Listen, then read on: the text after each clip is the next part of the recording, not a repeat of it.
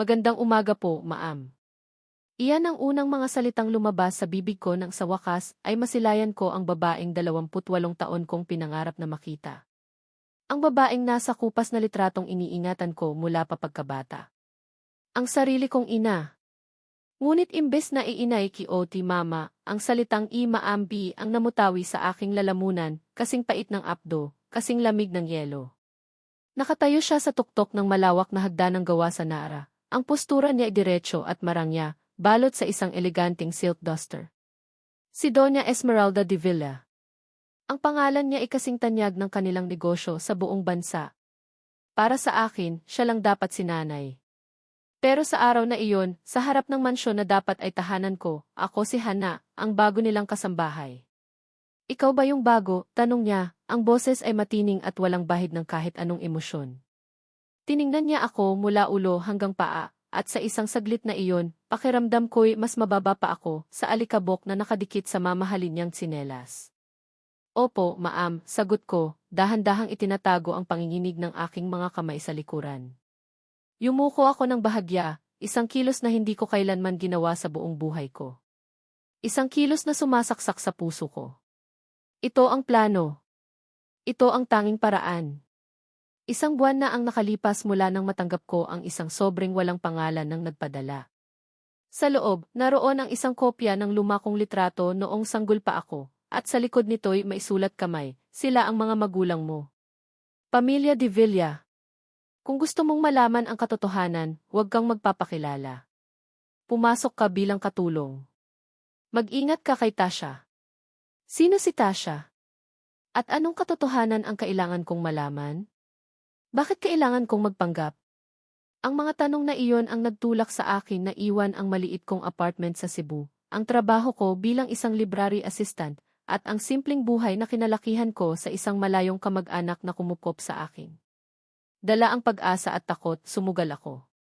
Dinala ako ng head housekeeper, si Manang Tilde, sa quarters ng mga katulong sa likod ng mansyon. Isang mahaba at makipot na pasilyo na may hilera ng maliliit na pinto.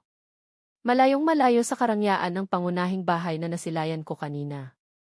Ang amoy ng lugar ay pinaghalong sabong panlaba at bahagyang amoy kulob. Dito raw ang magiging mundo ko.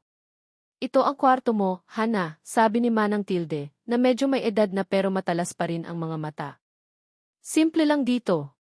Ang mga patakaran, malinaw. Bawal ang tsismis. Bawal ang tamad. At higit sa lahat, bawal umakyat sa taas maliban na lang kung may utos. Tumango lang ako. Ang kwarto ay maliit, sapat lang para sa isang bakal na kama at isang maliit na aparador. May isang maliit na bintana na ang tanawin ay ang pader na bato sa likod bahay. Napabuntong hininga ako. Ito na iyon. Simula na ng lahat. Ang unang araw ko ay isang pagsubok sa aking pagtitimpi. Sa kusina, ipinakilala ako sa ibang mga kasambahay. Agad kong naramdaman ang mga mapanuring tingin. Bagong salta. Mukhang hindi sanay sa mabibigat na trabaho. Bulong ng isang babaeng payat na nagngangalang Marites sa katabi niya, sapat lang ang lakas para marinig ko. Umiti lang ako ng pilit. Hayaan niyo na. Lahat naman tayo nagsisimula, sabi naman ng isa, si Ate Lita, na mukhang mas mabait. Siya ang nagturo sa akin kung paano gamitin ang industrial-sized na washing machine at kung saan nakalagay ang mga panlinis. Salamat po, Ate Lita. Wala yon. Basta, wag mo na lang masyadong pansinin si Maritz. Ganon lang talaga yon, pabulong niyang sabi. At mag-ingat ka kay Maam Tasha. Siya ang personal assistant ni Doña Esmeralda. Striktong-strikto yon. Isang pagkakamali mo lang, baka bukas wala ka na rito. Tasha. Iyon na naman ang pangalang iyon. Biglang kumabog ang dibdib ko.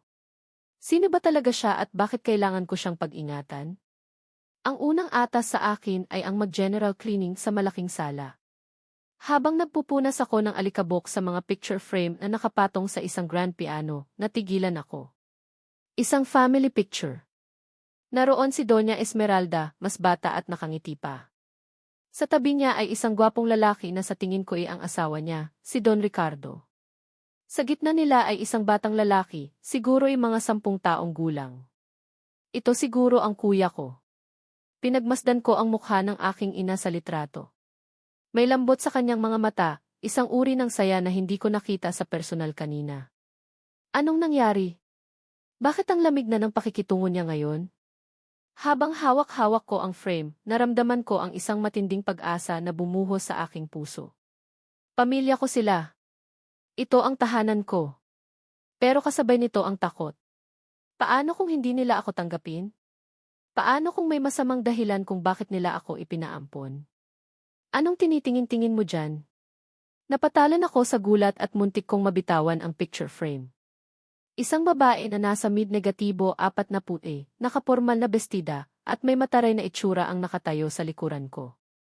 Ang mga mata niya ay parang scanner na sinusuri ang bawat galaw ko. Pasensya na po. Nagpupunas lang po ng alikabok na utal kong sabi. Tinaasan niya ako ng kilay. Ako si Tasha, ang executive assistant ni Ras de Villa. At sa pagkakaalam ko, ang utos sa'yo ay maglinis, hindi magsismis sa mga litrato. Trabaho, hindi tingin. Naiintindihan mo? Oo po, Ma'am Tasha. Pasensya na po ulit. Tumalikod siya at naglakad paalis, pero bago siya tuluyang mawala sa paningin, lumingon siya at nag-iwan ng isang huling salita.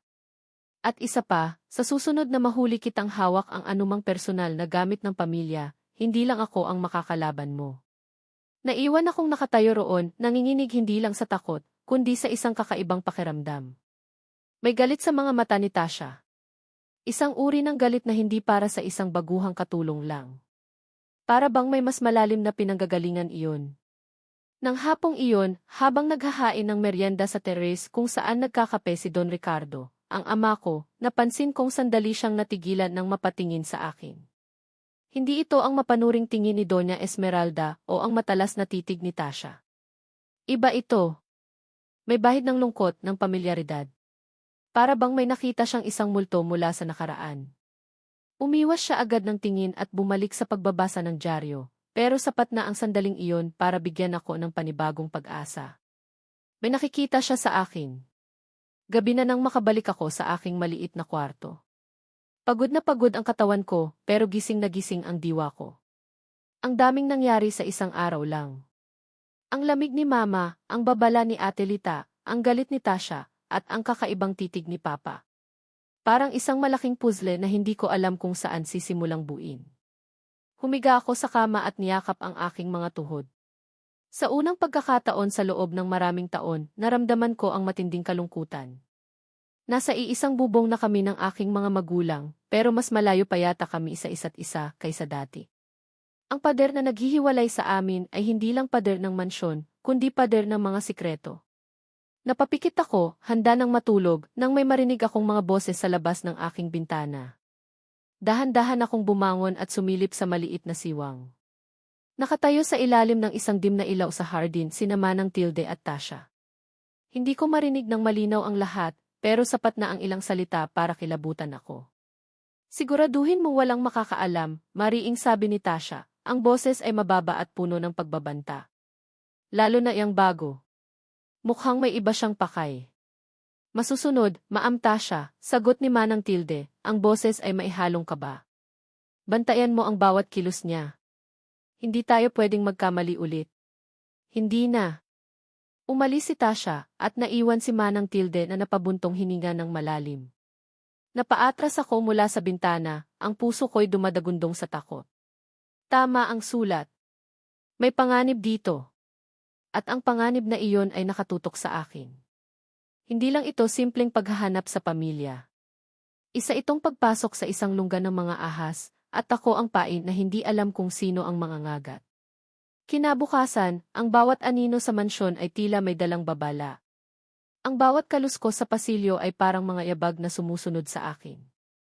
Ang mga salitang narinig ko kagabi mula kina Tasha at Manang Tilde ay nakatatak sa isip ko, isang malamig na pangako ng panganib, bantayan mo ang bawat kilos niya. Hindi tayo pwedeng magkamali ulit. Ang takot na iyon ang naging gasolina ko para maging perpekto. Ang pagtatrabaho ko ay hindi na lamang gawain, ito ay naging isang pagtatanghal. Ang pagwawalis ko sa sahig ay may diin, ang pagpupuna sa mga salamin ay masigasig, at ang bawat utos ay sinusunod ko ng walang tanong. Kailangan kong maging isang kasambahay na hindi kapansin-pansin, isang anino na gumagawa lang ng kanyang trabaho. Ngunit sa likod ng aking mga matahimik na kilos, ang aking diwa ay gising na gising. Habang ang mga kamay ko ay naglilinis, ang aking mga mata ay nagmamasid at ang aking mga tenga ay abangers sa anumang chismis o impormasyon. Si Manang Tilde, na dati isa lang simpleng head housekeeper sa paningin ko, ngayon ay naging isang bantay sa lakay. Ang kanyang mga utos, bagamat simple, ay may bigat na. Hana, linisin mo ang library. Hana, tulungan mo si Lita sa labahan. Ramdam ko ang kanyang mga matang nakasubaybay sa aking likuran, sinusuri kung may gagawin ba akong kakaiba. Hindi ko na siya makita bilang isang simpleng matanda, isa siyang kasabwat sa kung anumang lihim ang pilit na itinatago sa bahay na ito. Pero ang tunay na sentro ng aking pag-iingat at pagkatakot ay si Tasha. Kung si Manang Tilde ay isang bantay, si Tasha ang reyna sa chessboard, makapangyarihan at walang awa. Ang presensya niya ay kayang magpabigat ng hangin. Sa tuwing papasok siya sa isang silid, ang mahinang kwentuhan ng mga kasambahay ay biglang napuputol, napapalitan ng biglaang abala sa pagtatrabaho. Para siyang isang bagyo na hindi mo alam kung kailan mananalasa. Isang umaga, nasaksihan ko mismo kung bakit ganoon na lang ang takot sa kanya ng lahat. Nasa kusina kami, naghahanda ng almusal para sa mga Devilla. Si Doña Esmeralda ay kilalang mahigpit pagdating sa oras. Dapat nakahain na ang pagkain sa dining room sa eksaktong 7:30 ng umaga, walang labis, walang kulang. Isang bagong kasambahay, si Jenny, na halos kaedad ko lang, ang naatasang mag-ayos ng mga plato. Halatang halata ang kanyang kaba, nanginginig ang kanyang mga kamay habang daladala ang tray ng mga kubyertos na pilak. Dalian mo dyan, Jenny. Malapit nang bumaba si Maam Esm, sigaw ni Maritz mula sa kusina, na mas nagpadagdag lang sa tensyon. Sakto namang pumasok si Tasha sa dining room, nakapormal na bihis, ang kanyang mga mata ay parang isang general na nag-iinspeksyon ng kanyang mga sundalo. Huminto siya sa likuran ni Jenny na biglang natigilan sa pag-aayos. Anong oras na? Tanong ni Tasha, ang boses ay kasing lamig ng marmol na sahig. Pasensya na po, Maam Tasha. 7:28 na po, sagot ni Jenny, ang boses ay nanginginig at hindi makatingin ng diretso sa kanya. Tinaasan siya ng kilay ni Tasha. At bakit ang kutsarita para sa kape ay nasa kaliwa ng tasa? Kailan pa nagbago ang standard table setting sa bahay na to? Napatingin si Jenny sa lamesa at kitang-kita ko ang pagkawala ng kulay sa kanyang mukha. Isang maliit, halos hindi kapansin-pansing pagkakamali. Nalito lang po. Pasensya na po. Aayusin ko po agad. Huli na ang lahat, sabi ni Tasha. Ang bawat salita ay may diin at parang patalim. Sa trabahong ito, ang isang maliit na pagkakamali ay nagpapakita ng kapabayaan. Ang kapabayaan ay kawalan ng respeto. At hindi ko kinukonsinti ang kawalan ng respeto sa pamamahay na ito. Nakatayo lang ako sa may pintuan ng kusina, nagkukunwaring may inaayos na mga baso, pero ang buong atensyon ko ay nasa kanila. Nakita ko ang dahan-dahang pagpatak ng luha mula sa mga mata ni Jenny. Patawad po talaga, Maam Tasha. Hindi na po maulit, pangako po, pagmamakaawa niya, ang boses ay basag na. Hindi sumagot si Tasha. Tiningnan lang niya si Jenny mula ulo hanggang paa na maihalong pagkasuklam, sa kamarahan siyang tumalikod at naglakad papasok sa kusina. Dinaanan niya ako na parang isa lang akong webless na walang buhay. Manang Tilde, tawag niya pagpasok. Asikasuhin mo na ang final pay ni Jenny. Hindi na siya kailangan dito simula bukas. Isang kolektibong pagkabigla ang narinig ko mula sa ibang mga katulong, pero walang sinuman ang nangahas na magsalita. Walang umimik. Walang nagtanggol. Kahit si Ate Lita, nakilala kong mabait, ay napayuko na lang at nagpatuloy sa paghihiwa ng sibuyas na para bang wala siyang narinig. Si Jenny ay naiwang nakatayong mag-isa sa dining room, humahagulgol ng tahimik, ang kanyang mga pangarap ay gumuho dahil lang sa isang kutsarita. Sa isang iglap, naintindihan ko na. Hindi lang ito tungkol sa pagiging strikta. Mayroong kalupitan sa paraan ng pagtrato ni Tasha sa mga tao, isang uri ng kasiyahan sa pagpaparamdam sa kanila na sila'y maliit at walang halaga. Ang gulat sa aking dibdib ay mabilis na napalitan ng lumalagong takot. Kung dahil lang doon ay kaya niyang magpatalsik ng tao, ano pa kaya ang kaya niyang gawin sa akin, na may itinatagong napakalaking sikreto?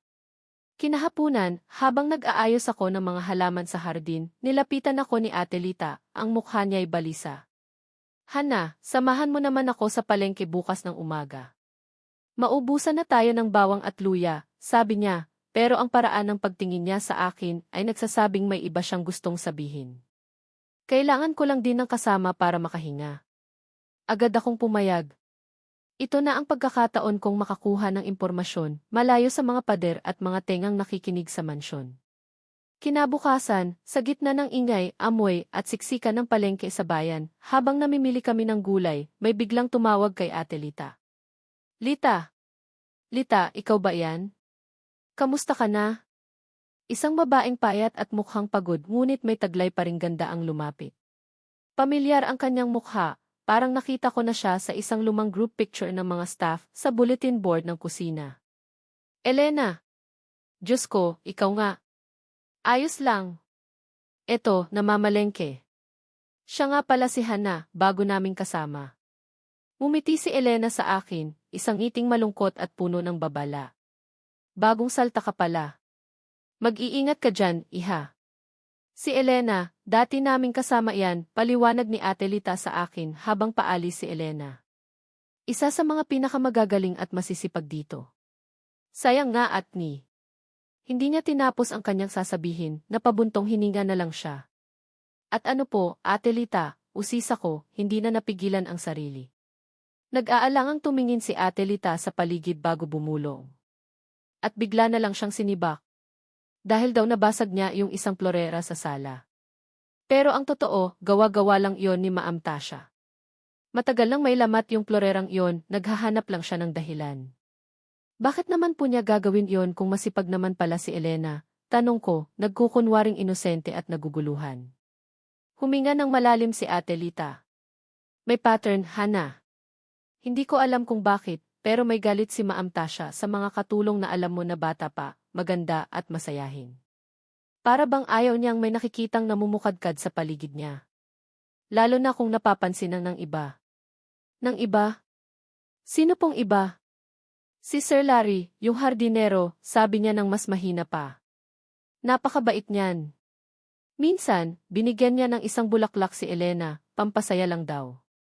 Nakita ni Tasha. Kinabukasan, wala na si Elena sa trabaho.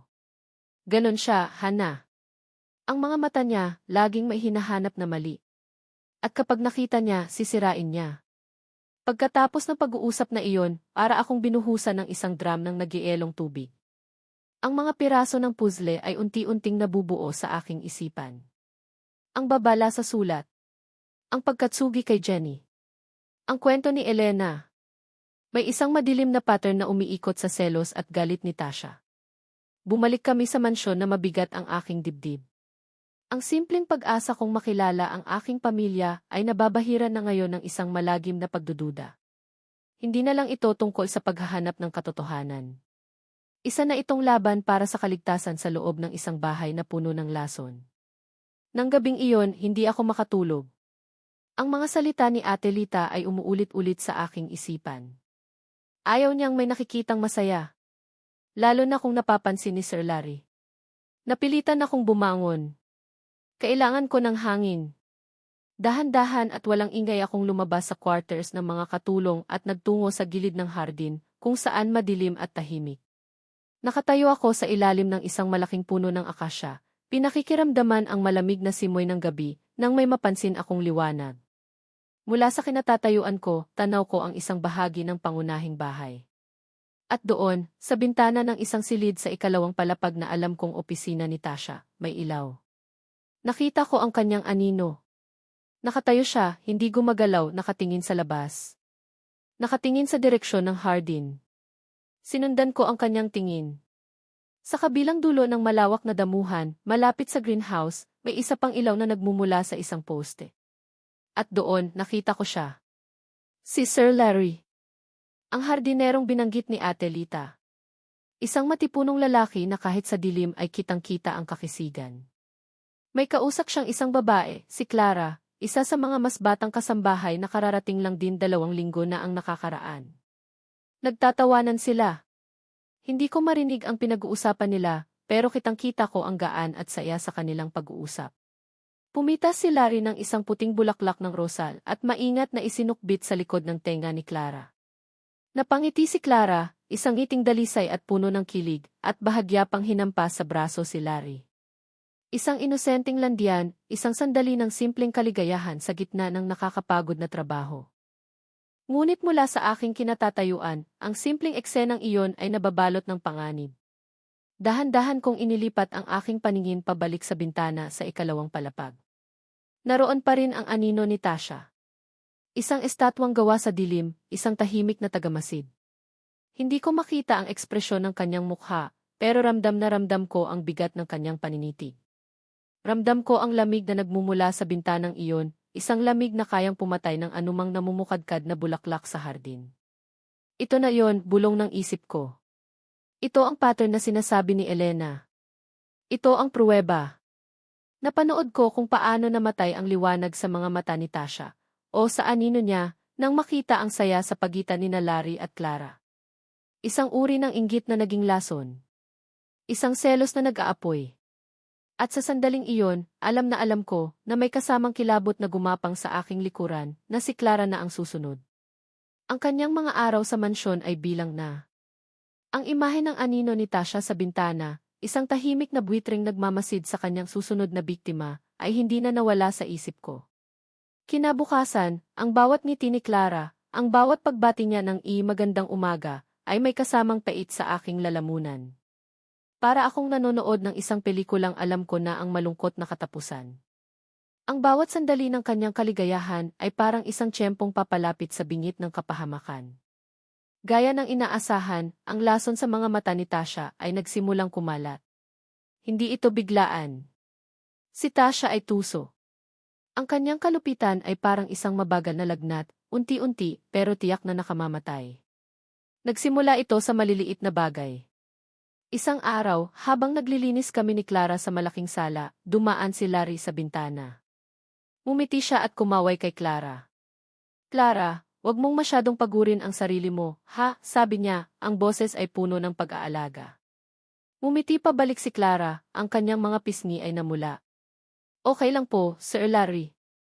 Kayang-kaya to. Isang simpleng palitan ng salita. Inosente. Ngunit saktong paglingon namin, nakatayo na pala sa may pintuan si Tasha, ay hawak na folder, ang mga mata ay nakatuon kay Clara. Clara, ang mga bintana. May mga naiwang marka ng daliri, sabi niya, ang boses ay walang emosyon. Ulitin mo. Walang marka ng daliri sa mga bintana. Kalilinis lang namin. Pero walang naglakas loob na sumagot. Yumuko lang si Clara. Opo, Ma'am Tasha. Habang pinupunasan ni Clara ulit ang malinis ng salamin, nakita ko ang bahagyang ngisi sa gilid ng labi ni Tasha, bago siya tuluyang umalis. Isang ngisi ng tagumpay. Doon ko naintindihan, hindi niya kailangan ng malaking dahilan. Ang kailangan lang niya ay ipakita kung sino ang may kontrol. Ang mga sumunod na araw ay naging isang serye ng maliliit na pahirap para kay Clara. Kung maghahain siya ng kape, sasabihin ni Tasha na masyadong matamis, kahit na iyon ang timplang gusto ni Doña Esmeralda. Kung maglalabas siya ng puting damit, hahanapan ito ni Tasha ng kahit katiting na dumi. Siya ang laging inuutusang maglinis ng pinakamaruruming banyo. Siya ang laging sinisigawan sa harap ng ibang katulong dahil sa mga pagkakamaling hindi naman niya ginawa. Hindi ko maintindihan, bulong sa akin ni Clara isang gabi habang naghugas kami ng pinggan. May luha sa kanyang mga mata. Ginagawa ko naman ang lahat ng tama, Hana. Bakit parang laging may galit sa akin si Ma'am Tasha? Hinawakan ko ang kanyang balikat. Hayaan mo na, Clara. Ganoon lang talaga siya. Pero sa loob-loob ko, gusto kong isigaw dahil masaya ka. Dahil bata ka. Dahil napapansin ka ni Larry. Pero hindi ko magawa. Ang pagsasabi ng totoo ay hindi lang maglalagay sa kanya sa panganib, kundi pati na rin sa akin. Ang lungkot sa sitwasyon ay mas lalong tumitindi dahil si Larry, sa kanyang kabaitan at kawalang malay, ay lalo lang nagpapalala sa lahat. Hindi niya napapansin ang tensyon sa loob ng bahay. Ang alam lang niya ay may isang dalagang malungkot na kailangan niyang pasayahin. Isang hapon, nakita ko siyang naghihintay sa likod bahay. Nang dumaan si Clara para magtapon ng basura, tinawag niya ito. Clara, sabi niya, may hawak na isang maliit na paso ng bagong tubong mga sunflower. Para sa'yo. Para naman lumiwanag ang kwarto mo at ang araw mo.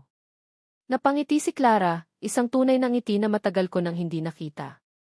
Naku, Sir Larry, salamat po. Nakakahiya naman. Walang nakakahiya doon. Sige na, tanggapin mo na, sabi ni Larry. Alam kong napapagod ka sa trabaho. Isipin mo na lang, yan ang paalala na pagkatapos ng mahabang gabi, laging may sisikat na araw. Ang eksenang iyon, na puno ng pag-asa at tamis, ay parang isang suntok sa aking sikmura. Dahil alam kong may mga matang laging nakamasid. At hindi nga ako nagkamali.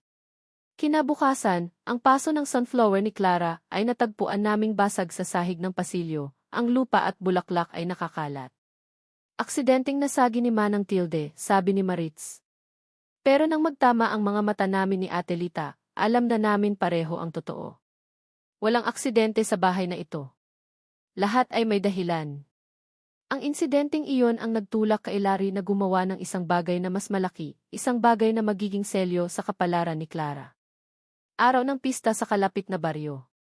Karamihan sa mga kasambahay ay pinayagang mag-day off, ngunit si Clara, sa utos ni Tasha, ay naiwan para gawin ang isang espesyal na general cleaning sa buong ikalawang palapag. Isa itong malinaw na parusa. Habang ang lahat ay nagkakasiyahan, siya ay naiwang nag-iisa, naglilinis. Nasa hardin ako noon, tinutulungan si Larry na magdilig, nang mapansin ko ang lungkot sa kanyang mga mata habang nakatingin siya sa bintana ng ikalawang palapag.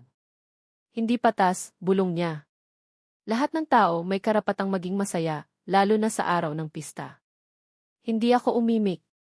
Kinahapunan, nang matapos si Clara sa kanyang gawain, pagod na pagod at malungkot, nakita kong pinuntahan siya ni Larry sa likod kusina.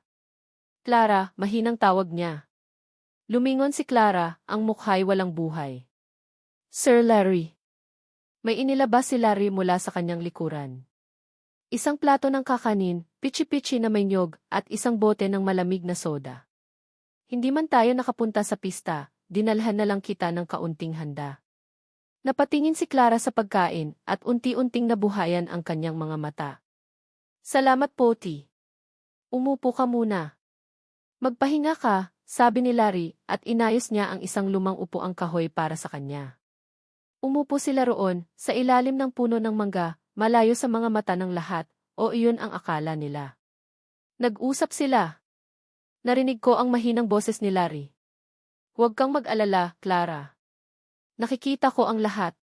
Nakikita ko kung gaano ka kasipag. At nakikita ko na hindi ka nila tinatrato ng tama. Nagsimulang mamuo ang luha sa mata ni Clara. Pagod na po ako, Sir Larry. Hindi ko na alam kung anong gagawin ko. Huwag kang susuko, sabi ni Larry, at sa isang iglap ng tapang, marahan niyang hinawakan ang kamay ni Clara. Nandito lang ako. Hindi kita pababayaan. Iyon na. Ang pag-amin. Ang pangako. Isang sandali ng purong emosyon, isang koneksyon na nabuo sa gitna ng kalungkutan at pang-aapi. Para kay Clara, iyon ay isang sinag ng pag-asa. Pero para sa akin, na nakasilip mula sa bintana ng kusina, iyon ang tunog ng isang hatol. Dahan-dahan akong lumingon at ang kinatatakutan ko ay nagkatotoo. Sa dulo ng pasilyo, malapit sa hagdanan, nakatayo si Tasha. Hindi ko alam kung gaano na siya katagal doon. Hindi siya gumagalaw. Nakatingin siya sa labas, sa eksaktong direksyon ni Larry at Clara. Ang kanyang mukha ay isang blankong maskara, pero ang kanyang mga mata ay nag-aapoy sa isang malamig at tahimik na galit. Isang galit na mas nakakatakot kaysa sa anumang sigaw. Nakita niya ang lahat. Ang pagkain. Ang pag-uusap. Ang paghawak ng kamay. Marahan siyang tumalikod at naglakad paalis, ang bawat hakbang ay may bigat at may dalang pangako ng ganti. Naiwan akong nanginginig. Ang selos ni Tasha ay hindi na lamang isang hinala, isa na itong halimaw na kakainin ang sinumang maglakas loob na agawin ang atensyon ng lalaking tila matagal na niyang inaari sa kanyang isipan. Sa sandaling iyon, nagdesisyon ako. Hindi na sapat ang pagmamasid lang. Hindi ko nahahayaang may isa pang inosenteng tulad ni Clara na masira ng dahil sa isang lihim na hindi ko maintindihan. Kailangan kong malaman. Kailangan kong alamin kung ano ang tunay na dahilan sa likod ng lahat ng ito. Ano ang madilim na sikreto na nagtulak kay Tasha para maging ganito kasama? Ang paghahanap ko sa aking pamilya ay biglang nagkaroon ng panibagong misyon, ang ilantad ang katotohanan, hindi lang para sa sarili ko, kundi para na rin sa lahat ng naging biktima ng nakatagong galit sa loob ng mansyon na ito. At alam ko, sa panganib na dala nito, na kailangan kong magsimula sa nakaraan ni Tasha. Ang imahe ng nag-aapoy na galit sa mga mata ni Tasha ay hindi na isang multo sa aking isipan, ito na ang naging orasan na nagbibilang pababa sa mga huling sandali ni Clara sa mansyon. Alam kong kailangan kong kumilos ng mabilis. Hindi na sapat ang pagmamasid. Kailangan kong maghukay at kailangan kong gawin ito ngayon. Ang unang hakbang, kailangan ko ng kakampi. Isang taong matagal na sa pamamahay na ito, isang taong nakasaksi na sa maraming bagay, at isang taong posibleng maisama rin ang loob kay Tasha. Isa lang ang pumasok sa isip ko, si Ate Lita. Hinintay ko ang tamang pagkakataon. Isang gabi, nang kami na lang dalawa ang natira sa kusina, naghugas ng mga kaldero, sinimulan ko ang usapan. Ate Lita, sabi ko, ang boses ko'y pilit kong pinapakalma. Napapansin ko lang po parang laging mainit ang dugo ni Maam Tasha kay Clara. At hindi lang po sa kanya. Naalala ko po yung kwento niyo tungkol kay Elena. Nagpatuloy sa pagkuskos si Ate Lita, pero huminto siya saglit. Isang pag-aalinlangan. Delikado yung pinag-uusapan natin, Hana. Alam ko po. Pero hindi po ba kayo naaawa kay Clara? Inosente siya. Lahat sila. Ano po ba talagang problema ni Maam Tasha? Bakit po siya ganoon, lalo na pagdating kay Sir Larry? Sa pagbanggit ko sa pangalan ni Larry, doon na siya tuluyang tumigil at humarap sa akin. Nakita niya ang sinseridad sa aking mga mata, ang pag-aalala na hindi peke. Huminga siya ng malalim, isang buntong hininga na puno ng mga taon ang pinipigil na sa loobin. Hindi ito simpleng selos lang, Hana, bulong niya, at iginyan niya ako papunta sa isang sulok ng kusina, malayo sa mga bintana at pinto. May mas malalim na dahilan. May kwento sa likod niyan. At doon, sa ilalim ng malamlam na ilaw ng kusina, sa gitna ng amoy ng sabon at natirang ulam, ikinuwento ni Ate Lita ang nakaraan. Matagal na si Tasha dito, simula niya. Hindi siya nagsimula bilang executive assistant. Nagsimula siyang katulong, katulad natin. Bata pa siya noon, masipag, ambisyosa.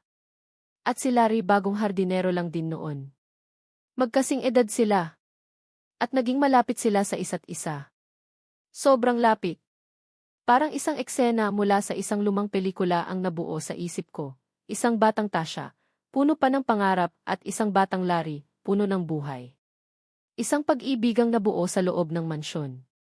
Lahat kami noon, kinikilig sa kanila, pagpapatuloy ni Ate Lita, may bahid ng ngiti sa kanyang labi. Akala ng lahat, sila na ang magkakatuluyan. Si Tasha, lulong na lulong kay Larry. Ibinigay niya ang lahat. Ang atensyon, ang oras, ang puso niya. Para sa kanya, si Larry na ang mundo niya.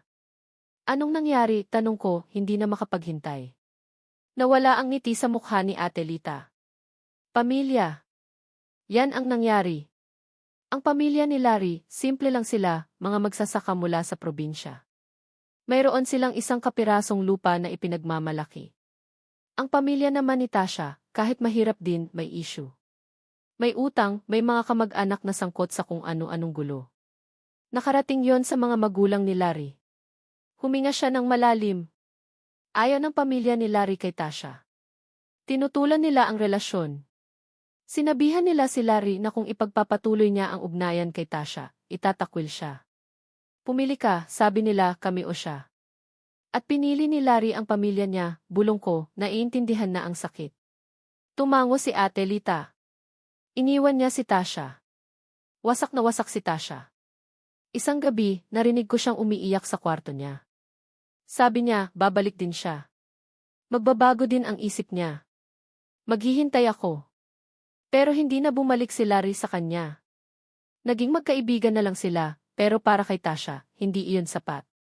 Ang pag-ibig niya ay naging obsesyon. At ang obsesyon, nang hindi nasuklian, ay naging lason. Biglang nagliwanag ang lahat. Ang galit ni Tasha ay hindi lang simpleng selos sa mga babaeng napapalapit kay Larry. Ito ay galit sa lahat ng babaeng kumakatawan sa buhay na ipinagkait sa kanya. Galit siya sa kanilang kabataan, sa kanilang pag-asa, sa kanilang kaligayahang hindi nababahira ng pait ng nakaraan. Bawat ngiti ni Clara, bawat bulaklak na bigay ni Larry, ay isang paalala ng sarili niyang kabiguan. Isang sampal sa mukha niya. Mula noon, dagdag ni Ate Lita, naging iba na si Tasha. Ginamit niya ang sakit para maging matigas. Nag-aral siya, naging matalino, at nakuha niya ang tiwala ni Doña Esmeralda. Umangat siya. Pero sa pag-angat niya, sinisigurado niyang walang ibang babae ang makakakuha ng kaligayahang hindi niya nakuha mula kay Larry. Gulat at awa ang naramdaman ko para kay Tasha. Ngunit mabilis itong napalitan ng galit. Ang kanyang sakit ay hindi nagbibigay sa kanya ng karapatang manakit ng iba. Kinabukasan, ang prediksyon ko ay nagkatotoo. Ang ganti ni Tasha ay dumating, hindi sa paraang pasigaw, kundi sa isang tahimik at mas malupit na paraan. Pinatawag ni Tasha si Clara sa opisina ni Doña Esmeralda. Sumunod ako, nagkunwaring may kukunin sa malapit para marinig ang mangyayari. Clara, sabi ni Doña Esmeralda, ang boses niya ay kalmado ngunit mabigat. Halatang naimpluwensyahan na ni Tasha. Nakarating sa akin na nawawala ang isa sa mga alahas ko. Isang peres ng hikaw na perlas. Nakita ko ang paglaki ng mga mata ni Clara. Hindi po, wala po akong alam dyan, ma'am. Naglinis ka sa kwarto ko kahapon, hindi ba? Tanong ni Tasha, na nakatayo sa tabi ni Doña Esmeralda, ang mukha ay nagpapahayag ng peking pag-aalala. Opo, pero ni hindi ko po ginalaw ang lalagyan niyo ng alahas, ma'am. Maniwala po kayo, pagmamakaawa ni Clara, ang luha ay nagsisimula ng bumagsak. Tasha, ipacheck mo ang mga gamit niya, utos ni Doña Esmeralda, ang tono ay pinal na. Hindi ko na kinaya. Kailangan kong gawin ang isang bagay. Pero bago pa ako makagalaw, naunahan na ako. Hindi na kailangan. Ang boses na iyon ay nagmula sa pintuan. Pumasok si Larry, ang mukha ay seryoso at puno ng determinasyon. Sa likod niya ay si Manang Tilde, na mukhang napilitan lang. Sir Larry, anong ginagawa niyo dito? Gulat na tanong ni Tasha, ang kanyang pagkukunwari ay biglang naglaho. Hindi siya pinansin ni Larry. Lumapit siya kay Doña Esmeralda. Ma'am Esm, pasensya na po sa abala. Pero imposible pong si Clara ang kumuha ng hikaw niyo. At bakit mo naman nasabi yan? Tanong ni Doña Esmeralda, nagtataas ng kilay. Dahil po di. Huminga ng malalim si Larry. Dahil ang hikaw na iyan ay nasa akin.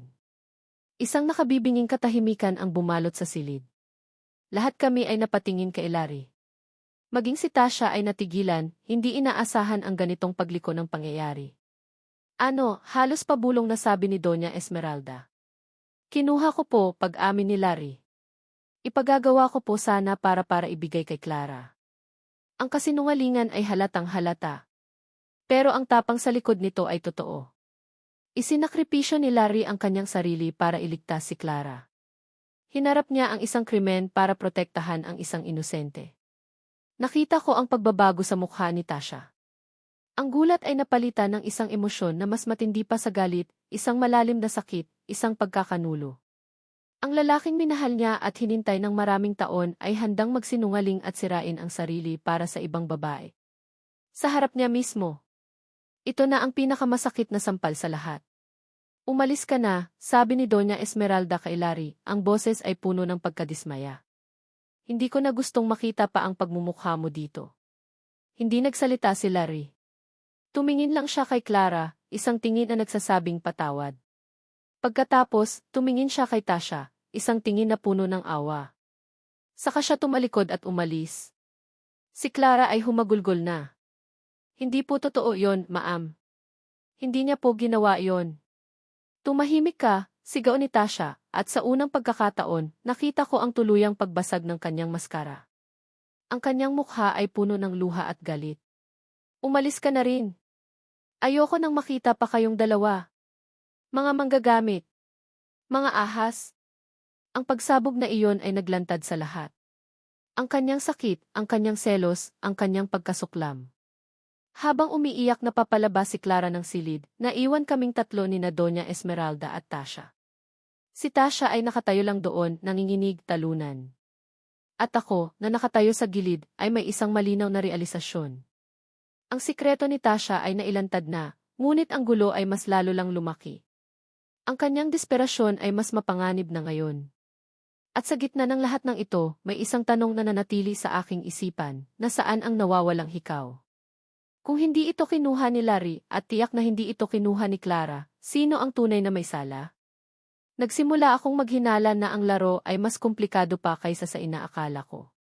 Ang pagpapatalsik sa mga kasambahay ay hindi lang dulot ng selos. May isa pang sikreto. Isang sikretong handang pagtakpan ni Tasha, kahit na ang kapalit nito ay ang pagsira sa buhay ng iba. Ang pag-alis ni Larry at Clara ay nag-iwan ng isang nakabibinging katahimikan sa mansyon.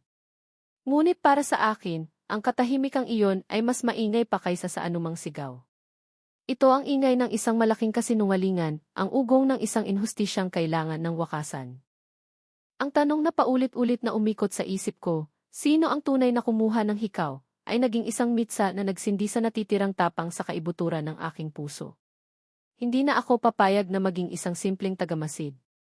Tapos na ang pagtatago sa likod ng anino. Tapos na ang pagiging sihana, ang kasambahay na sunod-sunuran. Ngayong gabi, sa gitna ng kaguluhang nilikha ni Tasha, kailangan kong mahanap ang katotohanan, kahit pa ang maging kapalit nito ay ang tuluyang paglalantad sa aking sarili. Alam kong si Tasha, na ngayong sugatan at desperado, ay mas higit na mapanganib. Ngunit ang kanyang pagiging desperado rin ang kanyang pinakamalaking kahinaan. Sa pagkabigla niya sa ginawang pag-ako ni Larry sa kasalanan, sigurado akong hindi niya akalaing mayroon pang ibang kikilos laban sa kanya. Ito na ang aking pagkakataon. Ito na ang tamang sandali. Ginamit ko ang kaguluhan bilang aking kalasag. Habang ang ibang mga katulong ay nagbubulungan sa kusina tungkol sa nangyari, habang si Doña Esmeralda ay nagkulong sa kanyang silid upang pakalmahin ang sarili, at habang si Tasha ay paniguradong abala sa pag-iisip kung paano niya haharapin ang kanyang sariling kabiguan, nagdahilan akong kailangan kong tapusin ang paglilinis sa ikalawang palapag. Ang tunay kong pakay, ang opisina ni Tasha. Nanginginig ang aking mga kamay habang dahan-dahan kong pinihit ang seradura ng pinto. Bukas. Gaya ng inaasahan ko, sa sobrang gulo ng isip niya, hindi niya ito naisip isara. Pumasok ako at maingat na isinara ang pinto sa aking likuran, ang bawat tibok ng puso ko'y dumadagundong sa aking mga tainga. Ang silid ay malinis at organisado, isang perpektong refleksyon ng kanyang kontroladong personalidad na puno ng pagkukunwari. Nagsimula akong maghanap. Ang bawat pagbukas ko ng drawer ay ginagawa ko ng walang kahit katiting na ingay. Sinuri ko ang ilalim ng mga papeles, ang likod ng mga libro sa estante, ang loob ng mga plorerang palamuti. Wala. 10 minuto na ang lumilipas at nagsimula na akong pagpawisan ng malamig. Paano kung nagkakamali ako ng hinala? Paano kung itinapon na niya ito o itinago sa ibang lugar? Hindi. Si Tasha ay hindi pa dalos-dalos. At may pagkasentimental siya sa isang baluktot at makasariling paraan. Hindi niya itatapon ang ebidensya ng kanyang tagumpay, itatago niya ito. Itatago niya ito sa isang lugar na para sa kanya ay ligtas, sa isang lugar na may personal na kahulugan. Ang aking mga mata ay muling sinuri ang buong silid, bawat sulok, bawat detalye. At doon, sa pinakamataas na estante, sa likod ng mga folder ng negosyo, nakita ko ito. Isang maliit at lumang kahon na gawa sa kahoy, may mga kupas ng ukit ng bulaklak. Hindi ito bagay sa modernong ayos ng opisina. Kumuha ako ng upuan at maingat na inabot ito. Nakalock. Siyempre. Naghanap ako ng susi. Sa desk, sa mga drawer, wala. Halos mawalan na ako ng pag-asa nang mapansin ko ang isang lumang pen holder na gawa sa porselana. Sa loob, kasama ng mga mamahaling ballpen, ay may isang maliit at halos itim na sakalawang na susi. Nagbabaka sakali, kinuha ko ito. Nagkasya. Sa isang malalim na paghinga na halos hindi ko na maibuga, binuksan ko ang kahon. Ang puso ko'y biglang kumabog ng napakabilis, halos bumasag sa aking dibdib. Sa loob, nakapatong sa isang piraso ng pulang tela, ay ang kumikinang na perlas na hikaw ni Doña Esmeralda. Tagumpay. Ngunit hindi lang iyon ang nandoon. Sa ilalim ng hikaw, may iba pang mga bagay. Isang tuyong bulaklak ng sampagita, marahil ay galing pa kay Larry noong mga panahong masaya pa sila. Isang maliit at nakatuping sulat na kupas na ang tinta. At sa ilalim ng lahat ng iyon, isang bagay na nagpatigil sa aking paghinga at nagpatindig sa lahat ng balahibo sa aking katawan. Isang simpleng silver locket na may pamilyar na disenyo. Nanginginig kong kinuha ito. Ang locket na ito alam na alam ko. Nakita ko na ito dati, paulit-ulit, sa nag-iisang litrato ko na kasama ang tiyahin na nag-alaga sa akin. Suot ko ito noong ako'y isang sanggol pa lamang. Sa isang iglap, bumalik ang lahat ng malabong alaala, ang mga kwento ng tiyahin ko na nawala raw ang locket na ito noong bata pa ako. At ngayon, narito ito, sa aking mga kamay, mula sa kahon ng babaeng pinakakinamumuhian ko sa lahat. Dahan-dahan kong binuksan ang locket, ang daliri ko'y nanginginig. At doon, sa loob, ay ang isang maliit at bilugang litrato. Ang litrato ng isang sanggol na may malalaki at bilugang mga mata. Ang sarili kong litrato. Isang nakakabaliw na alon ng pagkalito, takot at galit ang bumalot sa akin. Bakit? Bakit nasa kanya ito? Paano nangyari ito? Ang lihim na itinatago niya ay hindi lang tungkol sa selos niya kay Larry. Ang lihim niya ay tungkol sa akin. Tapos na ang laro. Tapos na ang pagpapanggap. Hindi na ako naghintay pa. Dala-dala ang kahon, ang mga kamay ko'y mahigpit na nakahawak dito na para bang ito ang aking kaligtasan at pinakamatalas na sandata, lumabas ako ng opisina. Bawat hakbang ko sa malawak na pasilyo ay may bigat at determinasyon. Dire-diretso ang lakad ko patungo sa malaking sala. Alam kong doon ko sila matatagpuan, nag-uusap tungkol sa eskandalong nilikha niya. At tama nga ako. Nakaupo si Doña Esmeralda sa sofa, ang mukha'y nakasubsob sa kanyang mga palad. Si Don Ricardo ay nakatayo sa tabi niya, marahang hinihimas ang kanyang likod.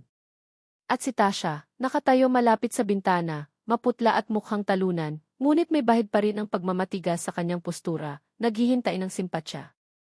"Excuse me po," sabi ko. Ang boses ko'y kalmado, ngunit may diin at lamig na sapat para makuha ang atensyon nilang lahat. Sabay-sabay silang lumingon. Nag-angat ng tingin si Doña Esmeralda. Tumingin sa akin si Tasha, at nakita ko ang pagkasindak na dumaan sa kanyang mga mata nang makita niya ang pamilyar na kahon sa aking mga kamay. Lumapit ako at walang salitang inilapag ang kahon sa mamahaling center table. Binuksan ko ito para makita nilang lahat ang laman. "Nahanap ko na po ang nawawalang hikaw, Ma'am," sabi ko, nakatingin ng diretso sa aking ina. "Saan mo nahanap yan?" gulat na tanong ni Don Ricardo. "Sa opisina po ni Ma'am Tasha," sagot ko, at dahan-dahan kong ibinaling ang aking tingin kay Tasha, na ngayon ay namumutla na parang papel. "Itinago niya." Sumabog si Tasha. "Sinungaling! Magnanakaw! Paano ka nakapasok sa opisina ko?" "Pinararatangan mo ako," sigaw niya, ang kanyang boses ay puno ng gulat at galit na naghahalo sa takot. Hindi ako natinag. Imbes na sumagot, kinuha ko ang locket mula sa kahon at itinaas ito. "Hindi ko po alam kung bakit niya kinuha ang hikaw niyo, Ma'am. Pero sa tingin ko, mas mahalagang tanong ay kung bakit nasa kanya ito." Napatingin silang lahat sa locket na hawak ko. Nakita ko ang pagkunot ng noo ni Don Ricardo, ang pagkalito sa mga mata ni Doña Esmeralda. "At bakit nasa iyo to, Tasha?" tanong ko, ang boses ko ay nagsimula ng manginig sa pinipigilang emosyon. Humarap ako sa kanya ng buong tapang. "Bakit nasa iyo ang locket na suot-suot ko noong sanggol pa ako?" "Ang locket na may litrato ko sa loob." Si Tasha ay napaatras, na para bang sinampal ko siya. Hindi ko alam ang sinasabi mo." "Huwag ka nang magsinungaling," sabi ko, ang boses ko'y tumaas na. Ikaw ang kasabwat sa lahat ng ito. 28 taon. 28 taon niyo akong itinago sa kanila." "Hana, anong pinagsasabi mo?" naguguluhang tanong ni Doña Esmeralda, dahan-dahang tumatayo. Hindi ko na siya pinansin. Ang buong mundo ko ay nakatuon na lamang sa mga magulang ko. Ang mga luha na matagal kong kinimkim ay nagsimula ng bumagsak. "Hindi po ako isang simpleng katulong," sabi ko, ang bawat salita ay puno ng sakit at ng maraming taon ng pangungulila. "Hindi po ako si Hannah lang. Pumasok ako dito para malaman ang katotohanan na pilit ninyong itinatago." Humarap ako sa kanila, sa aking ina at ama, ang mga taong pinangarap kong mayakap sa buong buhay ko. Inalis ko ang maskara ng pagiging isang hamak na utusan.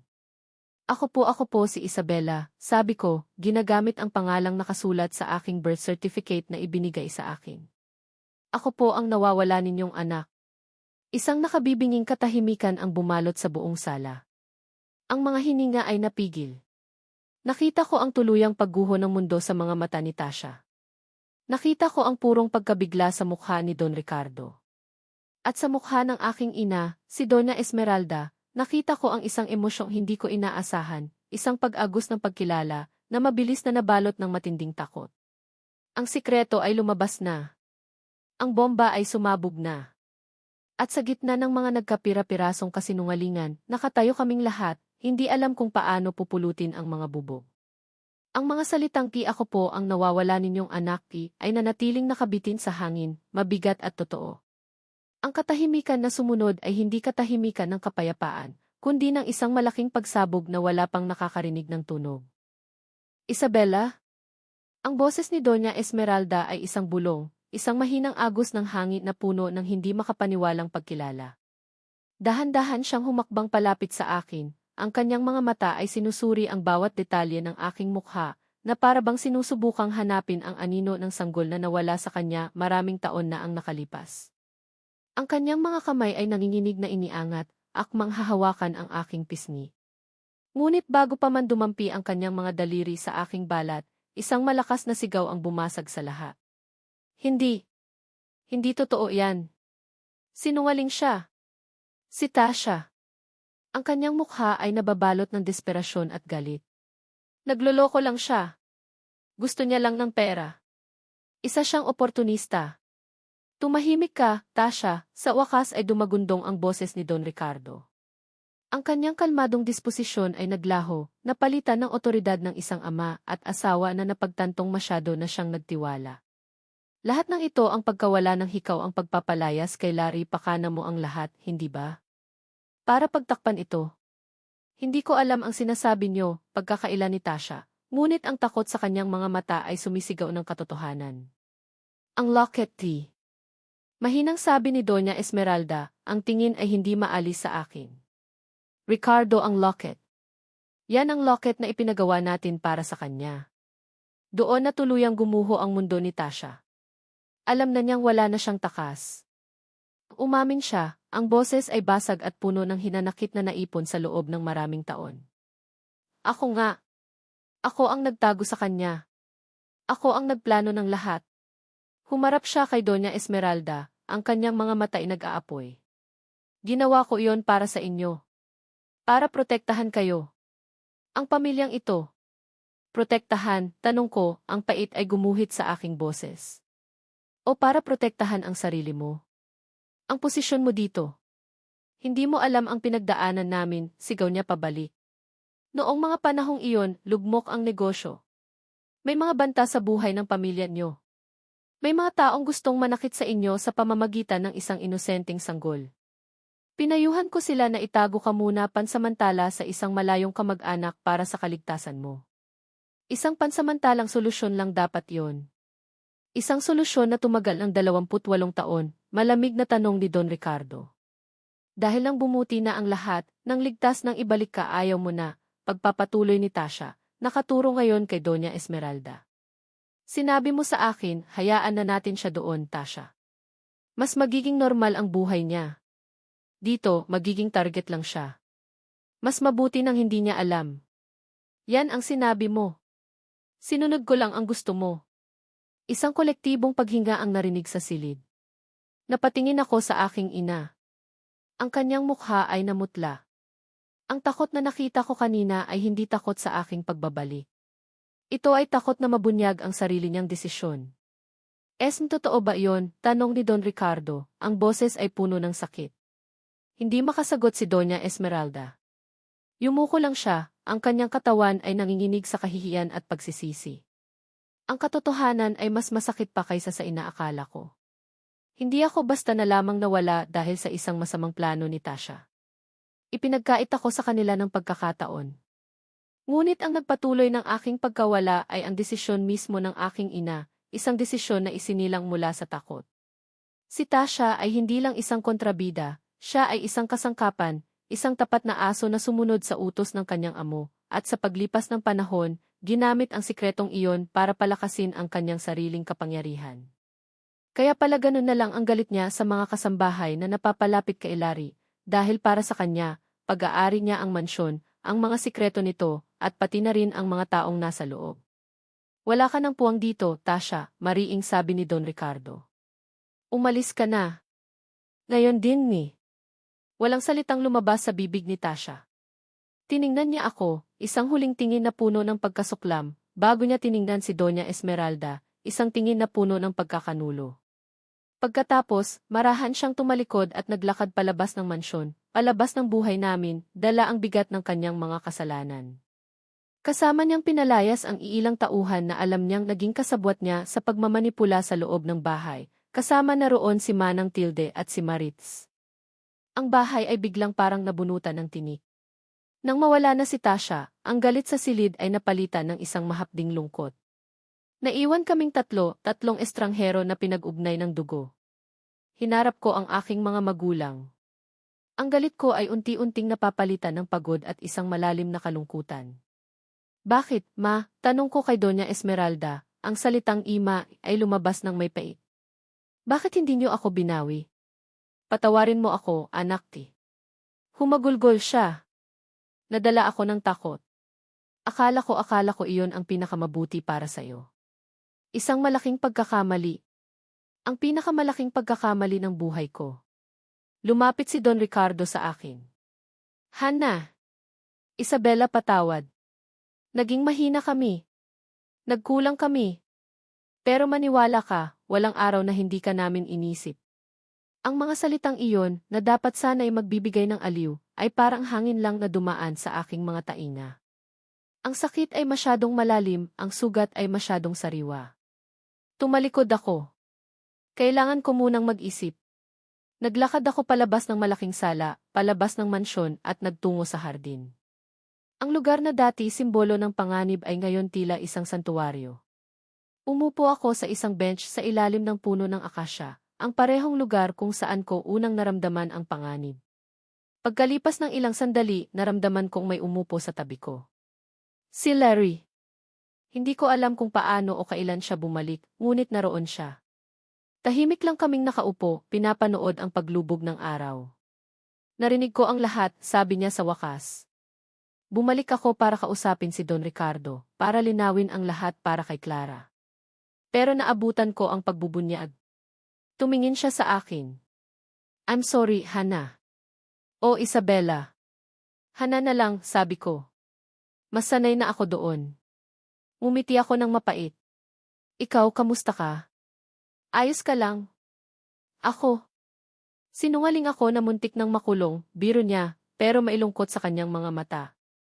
Pero ayos lang. Ang mahalaga, malinis na ang pangalan ni Clara. At nalaman mo na ang katotohanan.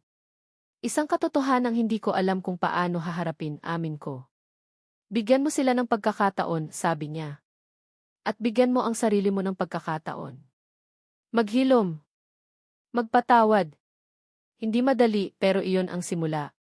Sa mga sumunod na araw, ang mansyon ay sumailalim sa isang malaking pagbabago. Ang takot na dating bumabalot dito ay napalitan ng isang magulo, ngunit may pag-asang katahimikan. Si Ate Lita ang pansamantalang namahala sa mga kasambahay. Ang mga patakaran ay naging mas makatao. Ang sahod ay itinaas. Ang mga datihang tauhan na pinagkakatiwalaan ay binigyan ng bagong respeto. Sinubukan ng aking mga magulang na bumawi. Ibinigay nila sa akin ang pinakamalaking silid sa mansyon. Ibinili ako ng mga bagong damit, mga alahas. Ngunit hindi iyon ang kailangan ko. Ang tanging kailangan ko ay oras. Isang gabi, habang kumakain kami ng hapunan, sa unang pagkakataon bilang isang pamilya, ang katahimikan ay halos hindi na makayanan. Kamusta ang araw mo, anak? Tanong ni Don Ricardo, pilit na pinapasigla ang usapan. Okay lang po, sagot ko. Pagkatapos noon, katahimikan ulit. Napabuntong hininga si Doña Esmeralda. Alam kong mahirap ito, Isabela. Pero sana balang araw, matutunan mo kaming patawarin. Tiningnan ko sila. Nakita ko ang pagsisisi sa kanilang mga mata. Nakita ko ang pag-asang gusto nilang bumawi. Pero nakita ko rin ang dalawang taong hindi ko kilala. Hindi ko po alam tapat kong sagot. Pero gusto kong subukan. Isang maliit na ngiti ang sumilay sa kanilang mga labi. Isang maliit na hakbang. Isang maliit na pag-asa. Pagkatapos ng hapunan, nagtungo ako ulit sa hardin. Naging paborito ko ng lugar iyon. Doon, nakita ko si Larry, nag-aayos ng mga paso ng bulaklak. Hindi ka pa umuuwi, tanong ko. Dito na muna ako. Hiniling ni Don Ricardo, sagot niya. Kailangan daw ng hardin ng isang tapat na hardinero. Ngumiti siya. At kailangan daw ng anak niya ng isang kaibigan. Naupo kami ulit sa bench. Ang hangin ay malamig, pero sa unang pagkakataon sa loob ng napakatagal na panahon, hindi ako nakaramdam ng takot. Lungkot. Pagkalito. Pero hindi takot. Alam mo, sabi ko, noong una akong dumating dito, ang tanging gusto ko lang ay hanapin ang mga magulang ko. Ngayon, nahanap ko na sila, pero parang mas lalo akong nawala. Hindi ka nawala, sabi ni Larry, ang boses niya ay mahinahon. Nagsisimula ka pa lang. Ito ang simula ng pag-aayos. Pag-aayos ng pamilya mo. Pag-aayos ng puso mo. Tumingin ako sa kanya sa ilalim ng liwanag ng buwan. At sa kanyang mga mata, nakita ko ang isang bagay na pamilyar, isang kabaitan, isang katatagan. Sa gitna ng lahat ng gulo, siya ang naging tanging piraso ng kapayapaan. Naramdaman ko ang isang kakaibang kislap, isang bagay na matagal ko nang hindi naramdaman. Isang bagay na parang pag-asa. At sa sandaling iyon, alam ko na ang pag-aayos ng lahat ay hindi lang tungkol sa pamilya. Tungkol din ito sa paghahanap ng isang bagong simula, marahil kasama siya.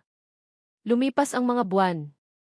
Ang mansyon ng mga De Villa, na dati isang malamig na palasyo ng mga sikreto at takot, ay unti-unting natutong huminga muli. Ang mga halakhak ng mga kasambahay ay hindi napilit, ang mga ngiti ay abot na sa kanilang mga mata. Ang pagbabago ay hindi madali. Ito ay isang proseso, isang mabagal, kung minsan ay mahirap, ngunit palaging pasulong na sayaw ng pagpapatawad at pag-unawa. Ako, na dating si Hana, ang anino sa mga pasilyo, ay si Isabela na ngayon. Ngunit ang pagbabago ng pangalan ay hindi kasing simple ng pagpapalit ng damit. Araw-araw, ito ay isang pagpili. Isang pagpiling iwanan ang uniforme ng kasambahay at isuot ang damit ng isang anak. Isang pagpiling umupo sa hapagkainan kasama ang aking mga magulang sa halip na kumain sa kusina. Isang pagpiling tawagin silang ki mama at si papa, na sa unay parang banyaga sa aking dila, ngunit unti-unting nagiging musika sa aking mga tainga. Ang mga gabi ng awkward na katahimikan sa hapunan ay napalitan ng mga kwentuhan.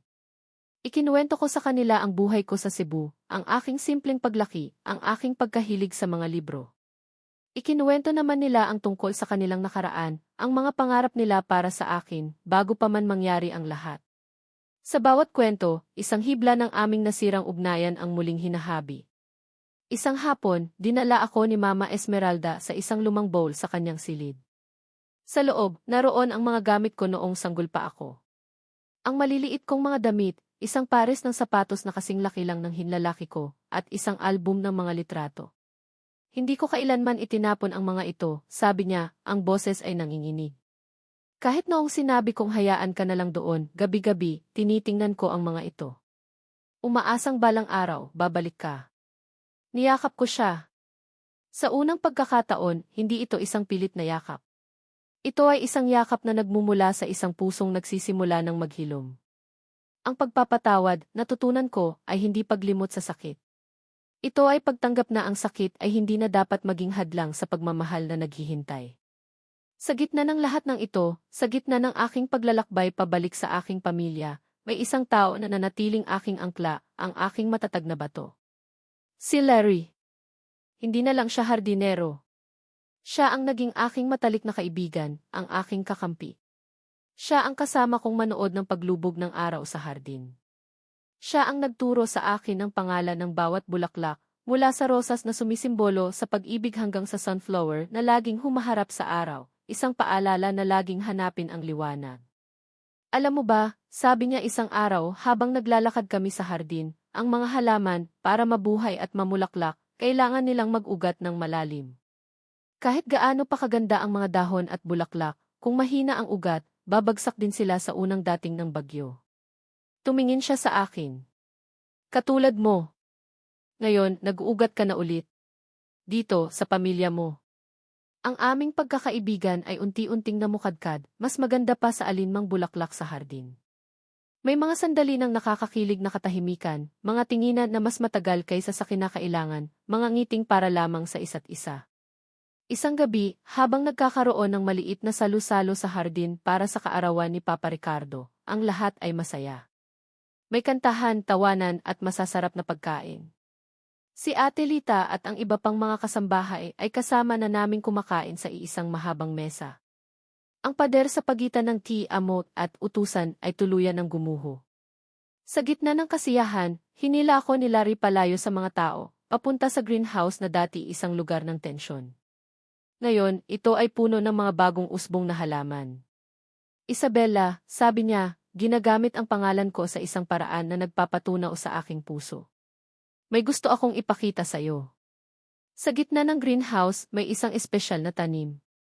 Isang uri ng rosas na hindi ko pa nakikita dati, ang mga talulot nito ay puti sa gilid, ngunit may kulay lavender sa gitna. Hybrid yan, paliwanag niya. Ako mismo ang gumawa. Pinagsama ko ang dalawang magkaibang uri para makabuo ng isang bagay na bago at mas matatag.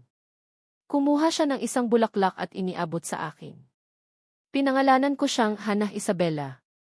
Napatingin ako sa kanya, ang puso ko'y tumatalon sa tuwa. Dahil katulad mo siya, pagpapatuloy niya, ang kanyang mga mata ay seryoso at puno ng pagmamahal. Pinagsama ang dalawang magkaibang buhay, ang simple at ang marangya, ang sakit at ang saya, para makabuo ng isang taong kakaiba at napakaganda. Dahan-dahan siyang lumapit, ang kanyang kamay ay marahang hinawakan ang aking pisngi. Noong una kitang makita, bilang si Hannah, nakita ko ang isang babaeng matapang at puno ng determinasyon. Ngayon, bilang si Isabella, nakikita ko pa rin ang babaeng iyon, pero mayroon ng liwanag sa kanyang mga mata. Isang liwanag na matagal kong hinintay na makita. Larity. Yun lang ang nasabi ko. Hannah man o Isabella, iisa lang ang babaeng nakikita ko, bulong niya. Ang babaeng minahal ko mula pa noong una, at ang babaeng mamahalin ko habang buhay.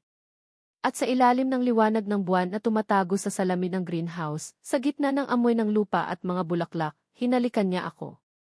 Isang halik na naglalaman ng lahat ng aming pinagdaanan, ang lungkot, ang pag-asa, ang pagkakaibigan, at ang pangako ng isang bagong simula. Mula sa pagiging isang kasambahay na naghahanap ng katotohanan, ako ay naging isang anak na natutong magpatawad, at isang babaeng natagpuan ang tunay na pag-ibig. Ang mansyon ay hindi na isang bahay na puno ng ginto at mamahaling gamit, ito ay naging isang tunay na tahanan. Isang tahanan na itinayo hindi sa semento at bato, kundi sa mga nasirang piraso na muling pinagdugtong-dugtong ng pagpapatawad at pagmamahal.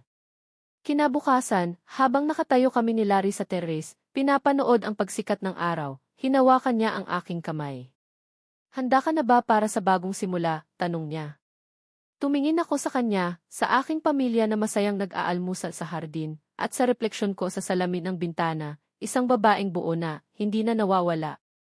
Ngumiti ako, isang ngiting totoo at nagmumula sa puso. Sagot ko. Kasama ka, handang-handa na ako. Ang lihim ay nabunyag na. Ang mga sugat ay naghihilom na. At ang bagong kabanata ng aming buhay ay ngayon pa lamang nagsisimula. At dito nagtatapos ang kwento ni Hannah, o Isabella at Larry. Isang kwento ng paghahanap, pagpapatawad, at pag-ibig na muling nabuo. Maraming salamat sa iyo, mahal kong tagapakinig, sa pagsama sa akin sa bawat kabanata ng kanilang paglalakbay. Mula sa unang araw na puno ng takot at pag-asa, hanggang sa mga gabing puno ng luha at pagdududa, at sa wakas, sa bagong umaga ng kanilang kaligayahan, naramdaman ko ang iyong presensya. Habang isinusulat ko ang kwentong ito, para na rin akong naging si Hannah, nagmasid, nasaktan at natutong umasa. Nais kong ibahagi sa pamamagitan niya na ang bawat isa sa atin ay may kanya-kanyang lihim na pinagdadaanan, mga sugat na pilit itinatago. Ngunit tulad ng isang hardin, ang ating mga puso ay nangangailangan ng liwanag at pag-aaruga para muling mamulaklak. Ang pagpapatawad, lalo na sa ating sarili at sa mga taong pinakamalapit sa atin, ang siyang tubig na dumidilig sa mga tuyot nating damdamin. At ang pag-ibig, sa pinakadalisay nitong anyo, ang siyang araw na nagbibigay buhay. Sana, sa pagtatapos ng kwentong ito, may isang aral o damdamin kang baon-baon. Sana ay napangiti ka, napaiyak at higit sa lahat, napakilig. Dahil ang bawat isa sa atin ay karapat-dapat sa isang bagong simula. Muli, mula sa kaibuturan ng aking puso, salamat sa iyong oras at pakikinig. Hanggang sa ating susunod na kwentuhan. Nais kong marinig ang iyong saloobin, kaya't huwag mag-atubiling iwanan ang iyong komento sa ibaba. Paalam sa ngayon.